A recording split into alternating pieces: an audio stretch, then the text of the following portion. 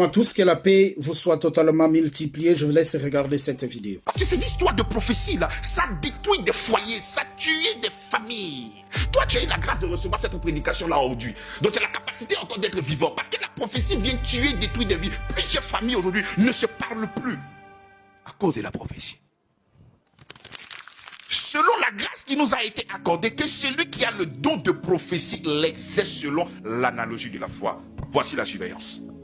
Il dit selon l'analogie de la foi. Ça veut dire quoi analogie? Selon la conformité de la foi.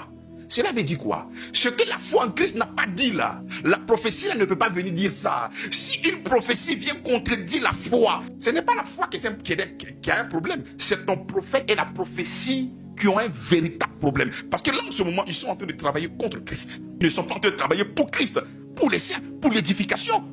Pour les siens, non, ils sont en train de travailler contre Christ. Quand il dit selon l'analogie de la foi, selon la conformité de la foi, ce qu'il est en train de dire là, est-ce que c'est conforme? De la même manière que dans le livre de Jean, où l'ange était en train de parler à Jean, ce que Jean était en train de dire, est-ce que c'était conforme à ce que Jésus-Christ a fait? Oui. Voilà pourquoi il dit, le témoignage de Jésus est l'esprit de quoi? De la prophétie. Donc lorsque quelqu'un qui dit qu'il est prophète est en train d'exercer la prophétie sur toi, il ne peut que parler sous la bannière de la foi en Christ. Si ce qu'il dit contredit la foi, bien aimé, tu cours un grand danger. Il faut commencer à fuir. Mais oui, mais bien sûr, pasteur, mais est-ce que ce n'est pas sous la bannière des Écritures? Je me pose la question de savoir. C'est sous la bannière des Écritures que cette formation est donnée. Mais est-ce qu'on ne peut pas voir avec, je dirais, avec la clairvoyance des Écritures? Est-ce qu'on ne peut pas distiller ces formations? Mais qui te permet de voir? Le Seigneur Jésus-Christ, bien sûr. Donc la formation, c'est de dire au Seigneur Jésus-Christ de nous faire voir.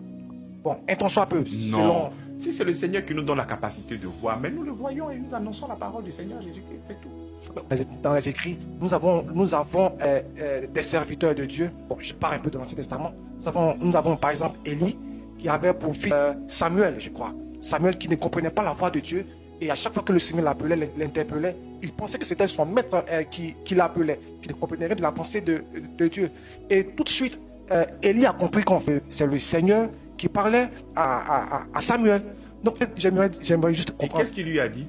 Si prochainement tu entends la voix, dis ton serviteur écoute, je crois bien sûr. Voilà, mais il ne dit pas viens, je vais ouvrir ton œil pour que tu puisses voir Dieu. Amen. Donc il ne faut pas changer. C'est ça que il y a beaucoup de personnes qui font parler la Bible. Ils font dire à la Bible ce que la Bible n'a pas dit. C'est cela. Donc il vient voir son dévancier, son aîné. Oui papa. Il dit non, je ne t'ai pas appelé. Il va encore. Oui papa.